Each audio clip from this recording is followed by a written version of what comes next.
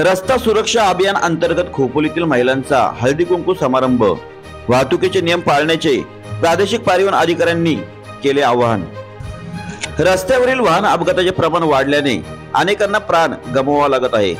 त्यामुळे खूप सारे संसार उद्ध्वस्त झाले असून यामध्ये तरुणांची संख्या जास्त असल्याचे पाहण्यास मिळते।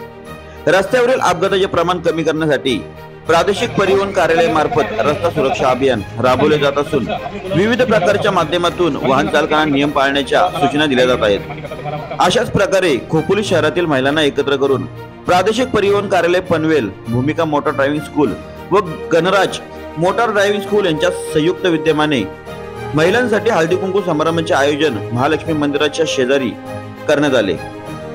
यावेळी प्रादेशिक परिवहन अधिकारी संदीप कित्ते, रोहित कोलप, परिवहन अधिकारी महिला विजया चामे, प्रीती पवार, भूमिका मोटार ट्रेनिंग स्कूलचे दिनेश अंबावणे, गणराज मोटार ट्रेनिंग स्कूलचे गणेश जांभळे यांसह विविध क्षेत्रातील मान्यवर व महिला मोठ्या संख्येने उपस्थित होत्या।